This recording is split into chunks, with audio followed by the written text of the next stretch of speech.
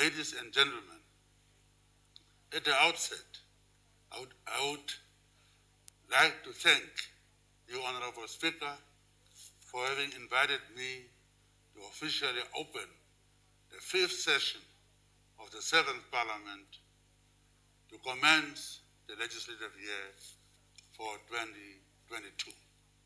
Without further ado, let me come to the task for which you have invited me by pointing out the following bills which are up for tabling during the course of the year. These are Combating of Rape Amendment Bill, 2. Combating of Domestic Violence Amendment Bill, 3. Criminal Procedure Amendment Bill, 4. High Court Amendment Bill, 5. Magistrate Court Amendment Bill, 6. Divorce Bill, 7. Torture Bill, 8. Obsolete Laws Bill, 9. Ombudsman Bill, 10. Child Justice Bill, and 11. Marriage Bill, 12. Uniform Marriages Bill, 13. Banking Institutions Amendment Bill, and 14. Metrology Bill. I will highlight some of the key ones as follows. The Combating of Rape Amendment Bill will greatly assist in combating, capping, and eliminating the incidences of rape to safeguard our innocent women and children from this evil committed by criminally minded citizens. The incidences of rape must not only be severely reduced, but must be totally eradicated from the Namibian society, because this vile crime is a scourge which demeans and violates the dignity of our people. Hence, perpetrators should receive the heaviest punishment under our laws to deter them from committing this evil. Similarly, the passing of the Combating of Domestic Violence Amendment Bill is to stamp out the highest cases of gender-based violence against which the Namibian society has been crying out for 30 years. We hope that this will tighten the loopholes and enable easier reporting, investigation, and punishment of gender-based violence cases. This bill should serve as a serious reminder to offenders and would-be offenders that gender-based violence is taboo in the Republic of Namibia, punishable through heavy prison sentences. We are all aware that when it comes to rape and domestic violence, our men are the biggest offenders. Therefore, women are no longer viewed as second-class citizens who are expected to be obedient and subservient to their husbands. Let us accept that times have changed and that men and women are now viewed as equal partners. It is also a sad reality that while men are drinking in the bars, women are progressing socially, academically, and economically. When one attends graduation ceremonies, one sees more girls than boys. When one attends church, like I do, one sees more girls in church than boys. This trend is starting to show in the corporate world where women are starting to occupy higher positions. Some may even be higher earners than their husbands. This can frustrate a male chauvinist who may display frustration, aggression, such as beating and even killings. I appeal to my fellow men, let us become exemplary husbands, fathers, and the protectors of our families. Let's turn a new leaf in this year, the year of reimaging.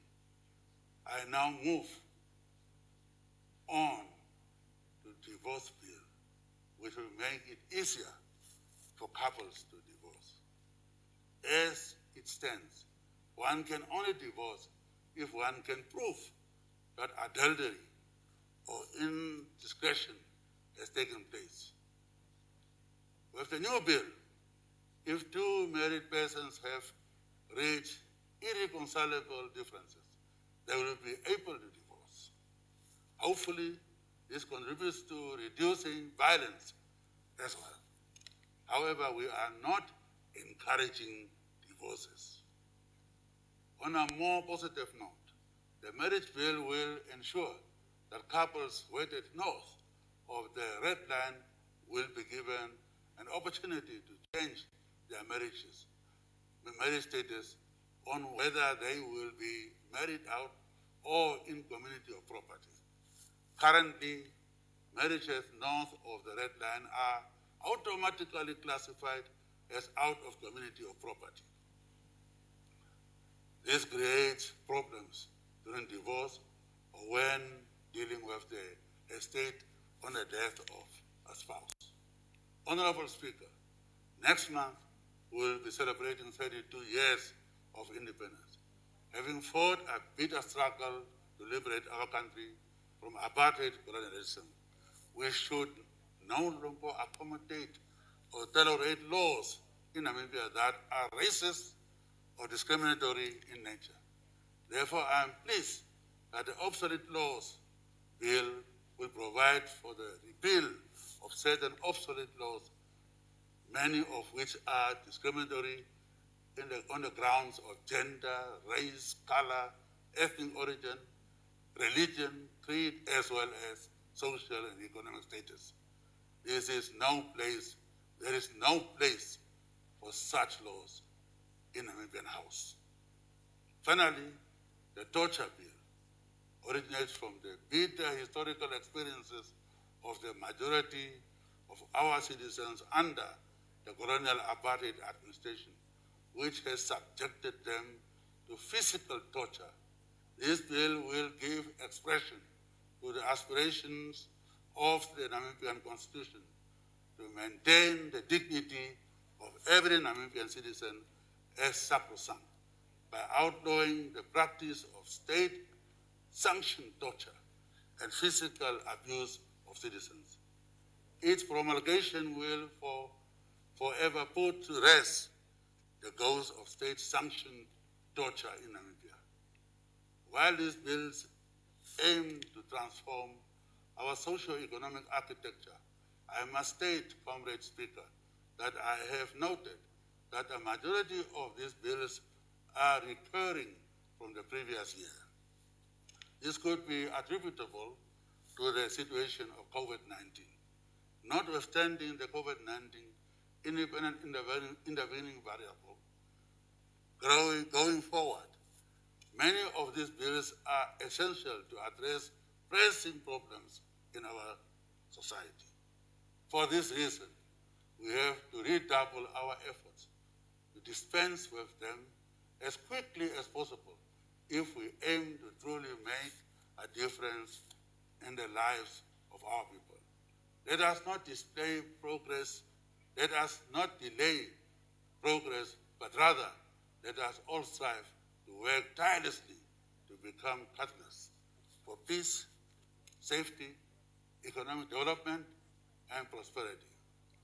Once again, Comrade Speaker and honorable members of Parliament, I would like to thank you for the honor accorded me to officially open the 5th session of the 7th Parliament.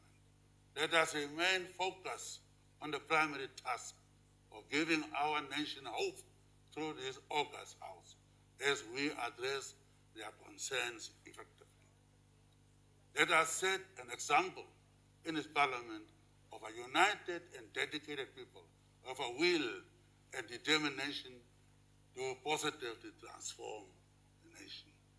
With these words, it is now my honor to declare the 5th session of the 7th Parliament officially open.